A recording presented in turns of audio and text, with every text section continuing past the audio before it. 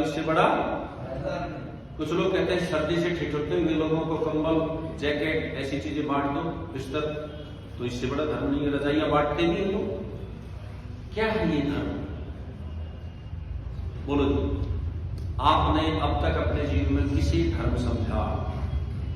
कोई मंदिर में जाने को धर्म मानता है, कोई मस्जिद में जाने को धर्म मानता है, कोई चर्च में जाने को धर्म मानता है।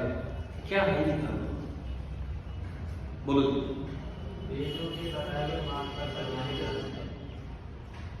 अब वेद का आपको पता नहीं, वेद आपने पढ़े नहीं, तो फिर तो धर्म भी लोग जो कार्य स्वयं को अच्छा न लगे दूसरे के साथ, जो कार्य स्वयं को अच्छा न लगे उसे दूसरों के साथ ना करो। ठीक बात है, ये भी एक धर्म की परिभाषा है। और जो उन्होंने बताई वो भी एक धर्म की परिभाषा है कि भाई जो कार्य तुम्हें अपने लिए अच्छा नहीं लगता तुम उसे दूसरे के साथ भी ना करो। भाई मुझे अच्छा नहीं लगता कि मुझे कोई कटु भाषण बोले, गाली दे के बोले, तो मैं भी किसी को गाली दे के ना बोलूं। मुझे अच्छा नहीं लगता कि मेरी वस्तु को कोई चुरा ले जाए, क्यों जी? या अच्छा लगता है किसी को, तो मैं भी किसी वस्तु को ना। मुझे अच्छा नहीं लगता कि मेरी माँ बहन बेटी को कोई गलत दृष्टि से देखे, तो मैं भी किसी की माँ बहन बेटी को गलत दृष्टि से। यही ठीक बात है, बिल्कुल सटीक व्याख्या है। और भी विचार करो, धर्म क्या है? ध्री धातु से बना ये क्या है? धारण करने से धर्म बन गया। क्या धारण करने से? अच्छी चीज, अच्छे विचार। नहीं, इसमें उनकी बात करो। सत्य को धारण करने से विद्वान क्या कहते हैं? धर्म बना। और वो सत्य कहां से आए? अंत में वहीं जाएगी, टिकेगी वहीं पे जाके बात। कहा? वेद। सच्ची बात यही है, वेद के आज्ञाओं का पालन करने को धर्म कहते हैं। एक पंक्ति में ये बिल्कुल सीधी पंक्ति है। अच्छा, क्या ये कुछ अटपटी लगती है? सीधी सी बात है। अपने मुझे बोल दो फिर, वेद की माताओं बोलो, वेद की। हाँ, केवल ये बेटी बोली। हाँ, क्या बोलो बोलो, अरे बोल तो दो। वेद की आज्ञाओं का पालन करना ही क्या है? धर्म है। धर्म समझ में आ गया? आपकी भी समझ में आया क्या?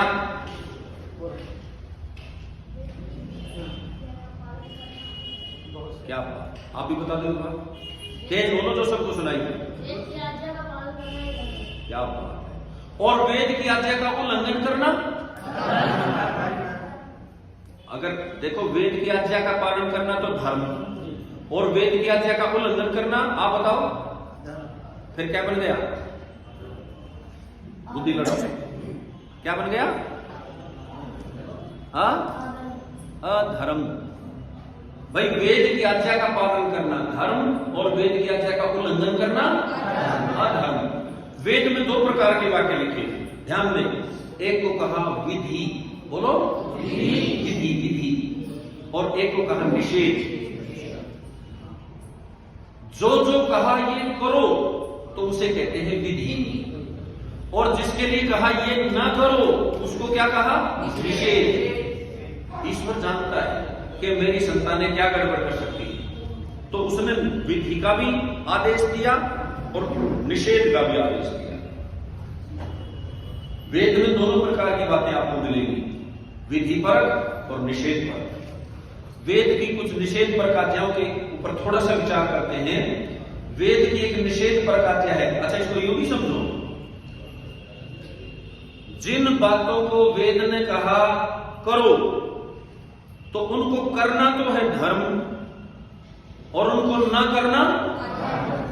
और जिन बातों को वेद ने कहा इन्हें ना करो तो उनको ना करना तो धर्म, और यदि करोगे तो अर्थात फिर वही पंक्ति भर के आएगी कि वेद के आदेश का पालन करना धर्म और वेद के आदेश का उल्लंघन करना। तो वेद के कुछ निषेध पर का आदेश है, जैसे एक आदेश वेद का है, अक्षय, बोलो अपने मुंह से, मां दिव्या। अक्षय मां दिव्य का अर्थ है जुआ मत खेलो, निठल्ले बैठ के धन मत चाहो, बिना मेहनत के धन ना चाहो, जुआ मत खेलो। ये कहा, क्या करो? बोले कृषि करो, मेहनत करो, तपस्या करो और फिर धन चाहो, ये ठीक है। वेद ने आदेश दिया अक्षय मां दिव्य है, लेकिन वेद के आदेश का उल्लंघन हुआ। किसने किया? अकेले धर्मराज ने थोड़ी किया, सीधा धर्मराज भी ऊपर गोली चलाते हैं। किसने करवाया? मैं ये पूछूं, किसने करवाया? धृतराष्ट्र ने, शकुनी ने। असल में वहां जो जड़ में बैठे थे, यदि महाभारत आप पढ़ोगे तो इन्होंने करवाया ये सारा नाश। धर्मराज तो उनके बहकावे में आ गया, बस इतनी सी बात है, याद रखना इस बात को। सचमुच वेद की आज्ञा का उल्लंघन हुआ और बहुत बड़ी मात्रा में हुआ, फिर छोटा नहीं रहा ये। क्यों? वेद की आज्ञा का उल्लंघन करते करते, इस जुआ खेलते खेलते उसने अपने राज्य को दांव पे लगा दिया, अपने भाइयों को भी, बोलो, अपनी पत्नी को भी, बड़ा जुआ खेला इस व्यक्ति ने। लेकिन हम आज भी उसको क्या बोलते हैं? या तो इस नाम को हटाओ। यदि धर्मराज कोई दोषी मानते हो तो फिर तो धर्मराज क्यों कहते हो? धर्मराज होना चाहिए सर, मेरा तो ये इतना बड़ा जारी तो इसमें भी नहीं। देखो, ज्यादा बड़ा अपराध मेरी दृष्टि में तो भाई थी। भाई न्याय करना चाहिए, हमें विचार करना चाहिए। आपने शब्दावली पकड़ ली, वो तो सत्रों में ऐसा कहा जाता है। असल में सबसे बड़े अपराधी उस समय है धृतराष्ट्र और शकुनी। शकुनी सबसे जड़ में बैठा है और उसको थपकी देने वाला है धृतराष्ट्र, उसकी महत्वाकांक्षा। और उन के ऊपर भी जो सबसे, जिसके कंधे पे बंदूक रखी, वो है दुर्योधन। भाई दुर्योधन ना होता तो क्या ये होता? तो इस तीकड़ी ने, मैं ऐसा मानता हूं, इस तीकड़ी का अपराध है। युधिष्ठिर तो सुख फंस गया। अच्छा, फिर और भी लोग थे भाई, अपने भीष्म पिता में द्रोणाचार्य, जो बड़े लोग और भी थे, वो मना कर देते, भाई जुआ नहीं होने देंगे, खत्म हो जाती बात। वो भी तो अपराधी थे। अकेले धर्मराज पे आप ये ठीकरा नहीं छोड़ सकते, मैं नहीं मानता इस बात को। लेकिन हाँ, मोहरा तो वो बना, तो शांतनु से ही हो गई थी। अच्छा, की आज्ञा का उल्लंघन वही हुआ था जब लेकिन उन्होंने कन्या से विवाह करना चाहा। हाँ, अभी वो प्रकरण, अरे जी वो प्रकरण तो वहां अलग चलेगा। लेकिन अभी हम जिस विषय पे हैं, जुए वाली बात पे अपराधी हम इन तीन को ज्यादा मानते हैं मेरी दृष्टि में। भाई महाभारत आप भी पढ़ोगे या महाभारत हमने टीवी पे भी देखा होगा, तो उसमें शुरुआत इन तीन टिकड़ी से हुई और बाद में ये बात सब ने स्वीकार कर ली। तो युधिष्ठिर ने भी स्वीकार कर ली, उतना उसका भी क्षत्रिय तब जाग गया कि अब मैं पीछे क्यों हटूं, लेकिन वहां से पीछे हट जाना चाहिए, ये बात मैं भी मानता हूं। तो विचार करो, वेद की आज्ञा का उल्लंघन हुआ और उस वेद की आज्ञा का उल्लंघन का परिणाम क्या हुआ कि महाभारत का युद्ध, जिसमें विद्वान मारे गए, योद्धा मारे गए, ना वेद पढ़ने वाले बचे, ना वेद को पढ़ाने वाले बचे, और आगे वर्ण संकरता चल गई। धीरे धीरे वेद की जो आदेश थे वो लोप होने लगे। जितने लोगों के जीवन में जो बातें थी वो तो चलती रही, इसलिए जीवन में यदि सब चीजें धारण कर लो तो वेद सदा हमारे जीवन में बचा रहेगा, चाहे कितनी प्रलय हो जाओ। तो वो जो आचरणहीनता हुई, वेद की आज्ञा हमारे जीवन में नहीं थी, इसीलिए वो वहीं पे एक फुल स्टॉप लग गया। और उससे आगे जो प्रवाह था वो मन गढ़ंत ग्रंथों ने ले लिया, मन गढ़ंत कल्पनाओं ने ले लिया और आगे वेद विरुद्ध विचारधाराएं चलने लगी। महाभारत के युद्ध को मेरे ख्याल 5,500 साल हुए लगभग, और पहला मत इस संसार में 4600-4700 वर्ष पहले ही बना था, वेद युद्ध, पारसी मत, सबसे पहला मत। मतलब उसके 1000 साल बाद ही इस पृथ्वी पे नया मत, अपनी विचारधारा, वेद विरुद्ध विचारधारा शुरू हो गई। उससे पहले एक भी विचारधारा वेद की विचारधारा नहीं थी। कोई सांगठनिक रूप से ये नहीं कहता था कि हमारी बात ज्यादा ठीक है, वेद की बात गलत। उसके बाद ये कहने लगे तो विचार करो, और उससे आगे तो फिर वेद विरुद्ध काम करने का तांता ही लग गया। एक वेद की आज्ञा है, आप मेरे साथ बोलेंगे, बोलो न तस्य प्रतिमा अस्ति यस्य नाम महद यसः न तस्य प्रतिमास्ति यस्य नाम महद यसः। न माने नहीं होती, तस्य माने उसकी, प्रतिमा माने मूर्ति, नाप तोल वाली, मतलब आकार वाली। यस्य माने उसका, महान माने बहुत बड़ा, यस है, यस है। भगवान को मना नहीं किया है, भगवान तो है, लेकिन उसकी कोई मूर्ति नहीं होती, उसकी कोई प्रतिमा नहीं होती, ये वेद का आदेश है। और हमने क्या किया? हमने उसकी काठ की मूर्ति बनाई, हमने उसकी पत्थर की मूर्ति बनाई, हमने उसकी सोने चांदी की मूर्ति बनाई, हमने उसकी मिट्टी की मूर्ति बनाई, हमने उसकी प्लास्टिक की मूर्ति बनाई, हमने उसकी कपड़े की मूर्ति बनाई। शायद ही कोई ऐसी चीज छोड़ी हो जिसकी हमने मूर्ति ना बनाई। और जब ये नौरते आते हैं, अच्छा एक ये नौरते वाली भी गड़बड़ सुनो ध्यान से। जब हम छोटे थे तो नौरते आते ही नहीं थे, कोई नौरते को जानता ही नहीं था जब हम छोटे थे। 50 साल पहले की बात मुझे याद है। क्यों जी? जिनकी आयु 50 से ऊपर है वो सब बताओ, क्या उस समय की थे नौरते? 50 साल पहले किसी, आप भी 50 से ऊपर ही होंगे, क्या उस समय सुना था आपने नौरते के बारे में? बहुत कम। कोई भी कभी कोई बात होती भी होगी, शुरुआत हुई भी होगी तो किसी पंडित के घर में सुनी होगी आप, मतलब ज्यादातर इसका कोई चर्चा नहीं। अच्छा, फिर धीरे धीरे ये साल में एक बार आने लगी। शुरुआत जब हुई थी तो ये साल में एक बार आने लगे, और धीरे धीरे साल में, और अब साल में, अब तो 4 बार हो गई। हर 3 महीने में नौरते आ रही है। आपको पता है नहीं पता है, मुझे पता है इस बात का। दिल्ली में अब 4 बार नौरते आते हैं। ये एक मार्केट का फंडा बन गया, क्योंकि नौरते के समय पे सब वस्तुएं महंगी मिलती हैं। फल भी महंगे, सब्जी भी महंगी, वस्त्र भी महंगे। जितनी भी वस्तुएं आप बाजार से खरीदने जाओगे तो आपको डबल रेट देने पड़ेंगे। ध्यान दें, नौरतों में मूर्तियां मिलती हैं। ध्यान दें, रेडी के ऊपर भगवानों को लादा जाता है। इसके ऊपर, और गली गली वो रेडी वाला रेडी को रुड़काते हुए गली गली ले जाता है, और क्या बोलता है? भगवान दे दो। क्या बोलता है?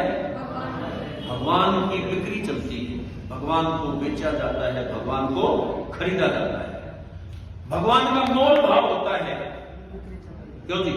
गणेश जी इतने का है, लक्ष्मी इतने की है, क्यों जी? राम की इतने की मूर्ति है, सीता की इतने की है, शंकर की इतने की है, और वो रेडी वाला कहता है 100 की है, और माताएं क्या कहती है? अरे ये 100 की है,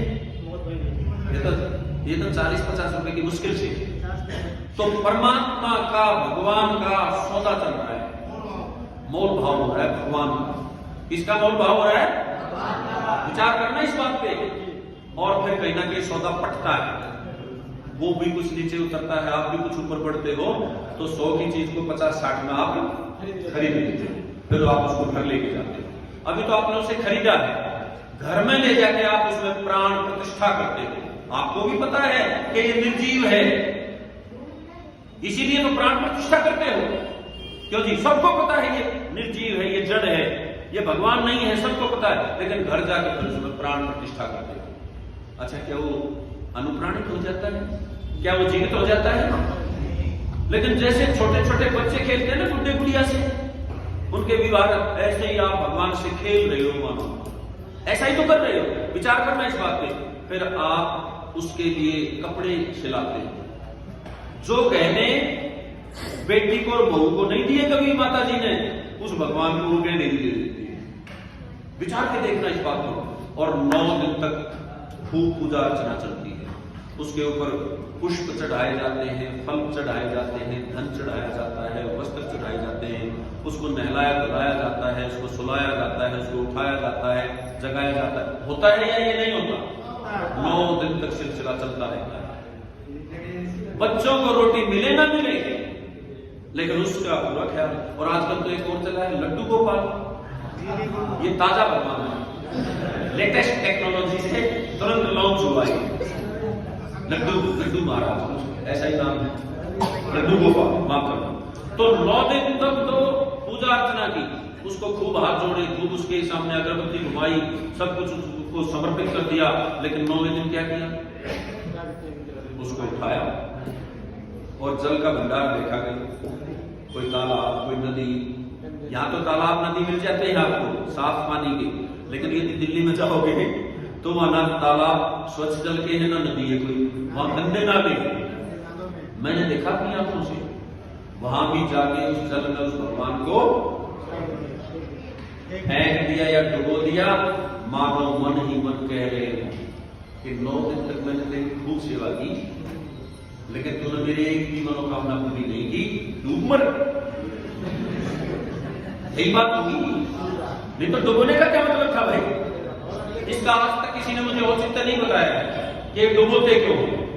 लेकिन मैं अपनी ओर से ऐसा सोचता हूं कि ऐसा ही सोचते हो कि तूने कुछ किया तो आप है ही नहीं मेरे, तो डूब मत। विचार करो, मूर्तियों की पूजा करते करते भौतिक विज्ञान कहता है कि दो वस्तुएं जब निकट आती हैं तो दोनों का अपना अपना आवेश है। इस वस्तु का आवेश इस वस्तु को घेरने का प्रयास करता है, इस वस्तु का आवेश इस वस्तु को घेरने का प्रयास करता है। जिसका आवेश प्रबल है वो दूसरी को घेर लेता है। तो जड़ वस्तुओं की पूजा करते करते हमारी बुद्धियों में भी क्या फर्क पड़ा? बुद्धियां भी जड़ होती चली गई, सोचन शक्ति नष्ट सी हो गई। और नष्ट हो गई, इसका परिणाम क्या हुआ? विचार करना।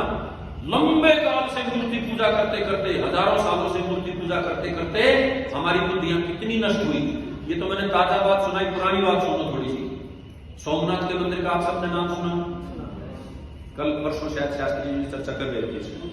सोमनाथ के मंदिर की बताते हैं ऐसी प्रसिद्धि यहाँ के पंडों ने कर दी पूरे भारत में कि भाई ये जाजलवयमान शिव है। कोई चुंबक के प्रभाव से यूं बीच में लटका दिया वो शिव की पिंडी को, चुंबक का प्रभाव था।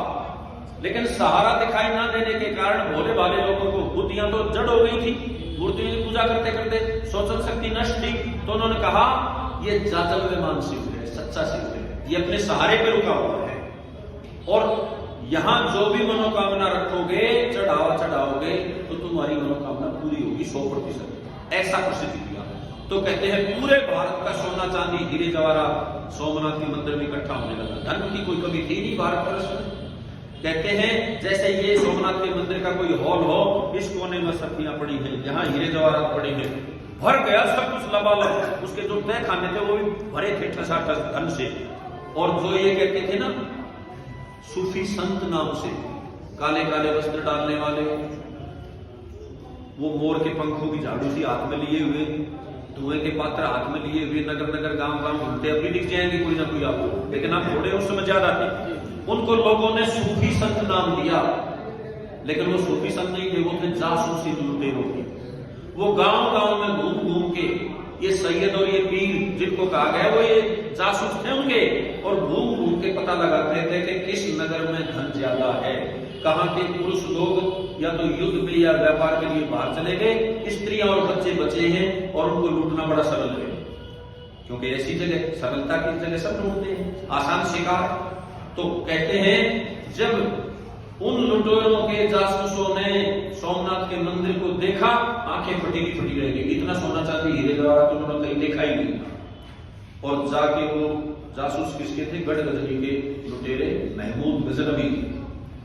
सोमनाथ के मंदिर से गढ़गजनी की दूरी इतिहासकार लिख रहा है 2000 किलोमीटर, लगभग 2000 किलोमीटर की दूरी थी।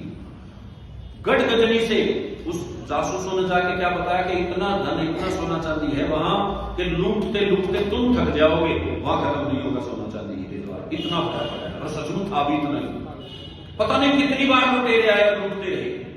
तो वो 2000 किलोमीटर दूर से कहते हैं शुरुआत तो 20-30 लोगों से, 20-30 घुड़सवार वहां से चले और रास्ते में औरों को सम्मिलित करते चले, जाओ ऐसा ऐसा माल है वहां, औरों को भी शामिल करते चले। तो भारत में जब वो घुसा तब भी 200, कोई 200 लिखता है लेकिन कोई 2000 लिखता है, इतने ही सैनिक थे। और सोमनाथ के मंदिर तक पहुंचने के लिए इतना बड़ा रास्ता तय करना था। और इतिहासकार क्या लिख रहा है ध्यान देना कि यदि रास्ते के लोग एक एक कंकर उठा के यूं मार देते, एक एक कंकर, तब के मर जाते लोग।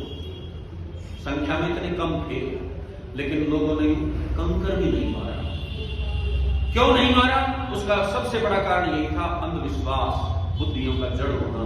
क्योंकि उन पंडित पुजारियों ने कह दिया कि मत लड़ो क्षत्रिय लड़ाई, तुम्हें हथियार उठाने की कोई आवश्यकता नहीं है।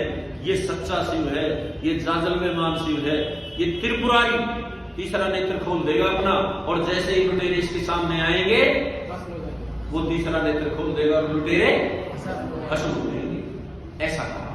और ये चलते कैसे थे? ग्रामों को उजाड़ते हुए, फसलों में आग लगाते हुए, नौजवान हमारी माँ बहन बेटियों का अपमान करते हुए, दूध हुए बच्चों को भाले की नोक पे उछालते हुए, और नौजवानों को जबरदस्ती अथवा लोभ से अपनी सेना में भर्ती करते हुए। ऐसी चलती थी लुटेरों की जो कारवां था, और सोमनाथ के मंदिर तक पहुंच गया। किसी ने विरोध नहीं किया, छोटा मोटा किसी ने विरोध किया, उसको इन्होंने परास्त कर दिया। किसी को शाम से, किसी को दाम से, किसी को दंड से, मतलब सारी नीतियां अपनाते हुए चले। जब उस मंदिर के परिसर में पहुंचे तो कहते हैं उस मंदिर के परिसर की सुरक्षा व्यवस्था के लिए भी एक सेना थी। जैसे आजकल राष्ट्रपति प्रधानमंत्री के लिए विशेष सुरक्षा दस्ता है, एसपीजी आदि, उस मंदिर की सुरक्षा के लिए भी था ऐसा। लेकिन वही बात है, वहां भी तो बुद्धियां तो जड़ थी। कहते हैं कुछ सैनिकों ने तो ये किया, छत पे चढ़ गए, बुर्जों पे चढ़ गए कि तमाशा देखेंगे। किस बात का? कि जैसे ही ये त्रिपुरारी के सामने आएंगे और तीसरा नेत्र खोलेगा, जब ये भस्म होंगे ना, वो तमाशा देखेंगे। जो काम था वो नहीं किया, तमाशा देखने, तमाशबीन हुए। अब आ गए तो पंडे पुजारियों ने भांप ली ये बात कि अब ये आ गए, ये लूटेंगे, मारेंगे, पिटेंगे। तो कहते हैं पंडे पुजारियों ने महमूद गजनवी के पैर पकड़ लिए कि भाई जितना चाहे सोना चांदी ले जाओ, लेकिन हमारे ड्रामे को मत तोड़ो, जिससे हमें फिर मिल जाए चढ़ावा, फिर चढ़ा, फिर हम दुनिया को बेवकूफ बनाते रहे। लेकिन महमूद गजनवी कहने लगा हम मूर्ति पूजक नहीं है, हम मूर्ति भंजक हैं। और कहते हैं हथौड़ा लेके वो जो मंदिर की जो दीवारें थी चुंबकीय होगी, और चुंबक बड़ी कमजोर धातु होती है, हथौड़ा जैसे ही मारा वो टूट गई, और टूटते ही वो आकर्षण प्रत्याकर्षण बिगड़ गया, और ये मूर्ति जो टंगी दिख रही थी धड़ाम से नीचे गिर गई। और ये मूर्ति भी पोली थी, खोखली थी, ये भी टूट के इसके टुकड़े टुकड़े बिखर गए। इसके भीतर भी महंगे महंगे हीरे जवाहरात भरे हुए थे। ध्यान दें, अब उन लुटेरों ने हीरे जवाहरात, सोना चांदी, पन्ने, जितने भी जो आभूषण आदि थे लाद लिए ऊंटों पे, खच्चरों पे, घोड़ों पे, गधों पे, बैलगाड़ियों पे, और अब चल पड़े वापस गढ़गजनी की ओर। इस मूर्ति के टूटे हुए टुकड़ों को भी साथ ले लिया, और जाके गढ़गजनी की जो मस्जिद थी उसकी सीढ़ियां उस पर चिन्हवा दिया टुकड़ों को, जिससे हिंदुओं को सदा याद रहे कि तुम्हारे भगवानों में कोई ताकत नहीं है। और मुसलमान लोग जब नमाज पढ़ने के लिए आए तो उस मूर्ति के टुकड़ों को रौंदते हुए चढ़े। ध्यान दें, और जब अभी आए थे तो हम कहीं धोखे में थे, संशय में थे कि त्रिपुरारी हमारी रक्षा करेगा। अब हमारे भगवान को तोड़ दिया, हमारे मंदिर को तोड़ दिया, हमारे मंदिर को लूट लिया, हमारी मां बहन बेटियों को भी यहां से लूट के ले गए, हजारों महिलाओं को भी लूट के ले गए। उस समय ये लुटेरे हजारों महिलाओं, हजारों हमारी माताओं बहनों को ले गए। तो अब तो उनका विरोध करना चाहिए था, नहीं करना चाहिए? करना चाहिए था, करना चाहिए था, लेकिन नहीं किया। क्यों नहीं किया जानते हो? ये कहने लगे जब ये भगवान ही इनका कुछ नहीं बिगाड़ पाया तो हम तो मनुष्य हैं, हम क्या बिगाड़ेंगे? इसको नियति मान लिया, इसको अपना भाग्य मान लिया। ये होता है जड़ बुद्धि का परिणाम, पराकाष्ठा है जड़ बुद्धि। विचार करना इस बात को। जैसे दंडना का हुआ आया था ऐसे ही दंडना का हुआ वापस चला गया। हीरे जवाहरात सोना चांदी तो ले ही गया, भारत की महिलाओं को भी साथ ले गया, और जाके गढ़गजनी के बाजारों में भारत देश की नारियों की बोली लगा दी गई। दोखतरे हिंदुस्तान 2-2 दीनार, भारत की महिलाओं को 2-2 पैसे में बेच दिया गया। विचार करो, जो सिलसिला उस समय शुरू हुआ था, क्या आज मानते हो कि वो रुक गया? क्यों? अब भी चल रहा है। वो तो लुटेरे थे, वो तो विदेशी थे, वो तो आक्रांता थे, लेकिन आज हम बहन भाई पिता, हम अपनी मां बहन बेटियों के शत्रु बन गए। वो उनका कैरेक्टर, उनका चरित्र हमारे भीतर घुस गया है, हमने उनकी बातें अपना ली हैं। आया ना? बोलो हमारे ही गांव की गलियों में हमारे ही माँ बहन बेटियां खतरे में नहीं, सुरक्षित है? बोलो, अपने ही गांव में अपने ही भाइयों से बहनें खतरे में आ गई। यदि उस समय रोक लेते तो आज ये हाल होना था क्या? और यदि अब भी नहीं रोकोगे तो आगे बिगड़ेगा या संभलेगा? संभाल लोगे तो समझ जाएगा। या आप इस इंतजार में हो कि मेरी माँ की इज्जत लुटे, मेरी बहन की इज्जत लुटे, तब मैं क्या खाऊंगा, तब मैं जाऊंगा, तब मैं अपने आप को ठीक करूंगा। जो आज लुट रहा है, क्या वो मेरी कुछ नहीं लगती? भाई, इस देश की प्रत्येक माँ बहन बेटी क्या मेरी माँ बहन बेटी है या नहीं है? समझनी चाहिए या नहीं समझनी चाहिए? लेकिन कब समझोगे? जब समझोगे जब आपके पास वेद की विद्या हो। वेद की विद्या पढ़ा हुआ राम, वेद की विद्या पढ़ा हुआ लक्ष्मण, वेद की विद्या पढ़ा हुआ श्री कृष्ण, हनुमान आदि जितने भी हमारे पूर्वज थे, इस पूरे विश्व की माँ बहन बेटी को अपनी माँ बहन बेटी मानते थे और अन्याय होने नहीं देते थे कहीं भी। क्यों जी? हनुमान की सीता क्या लगती थी, लेकिन उसको बचाने के लिए साथ दिया या नहीं दिया? बोलो, अनेक उदाहरण मिल जाएंगे आपको आर्यों की परंपराओं में, वेद की परंपराओं में। इस देश के अनेक लोगों ने दुश्मन की महिलाओं की भी इज्जत बचाई है, ऐसा इतिहास है। कम से कम 50 इतिहास तो मैंने पढ़े। गौहर बानो नाम की एक महिला को शिवाजी का सेनापति ले आया, आपने कहानी जरूर सुनी होगी। और शिवाजी ने क्या किया? क्या उसका सम्मान बिगाड़ा?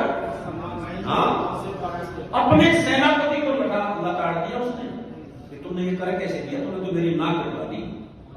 और इसको सम्मान से वापस छोड़ गया उसके पिता के पास। एक उदाहरण नहीं है ऐसा, आर्यों की परंपरा में ऐसे सैकड़ों उदाहरण हैं, हजारों भी होंगे। आर्यों ने कभी किसी की मां बहन बेटी का सम्मान बिगाड़ा नहीं, बचाया। लेकिन हम भी बचा सकते हैं। कब?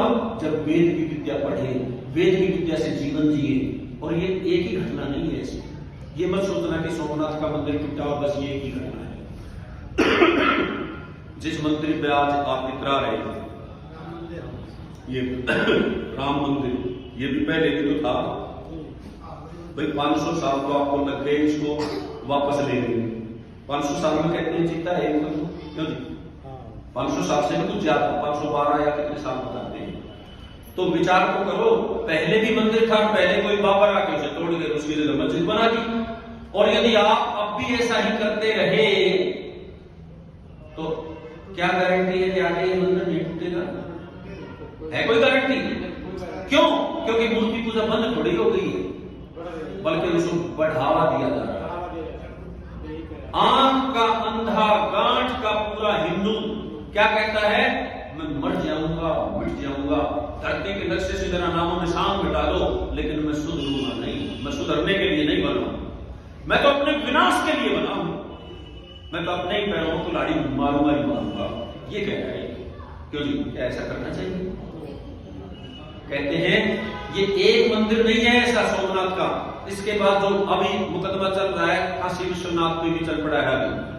मान ली राम का मंदिर तो आपने वापस ले लिया, काशी विश्वनाथ की भी हम ऐसी ही बात सुनाते थे। वहां की भी घटना ऐसी ही है। वो भी शिव का बहुत बड़ा मंदिर था। वहां कहते हैं ऊपर से एक झरना बना रखा था, पानी गंगा में गिरता था और उस पानी के बीच में आरे लगा रखे थे जिससे लकड़ी काटते थे, वो आरे फिट कर रखे थे। और वहां हुंडियां चलती थी। हुंडियों का मतलब कि सारी संपत्ति यहां दान दे दो, अगले जन्म में तुमको 50 गुना, किसी को 10 गुना, किसी को 100 गुना ऐसे बैठा देते थे, तुम्हें अगले जन्म में इतनी मिलती है। तो लोग वही आंख के अंदर गांठ के पूरे आकांक्षाई कर सकता है ऐसे काम। तो वो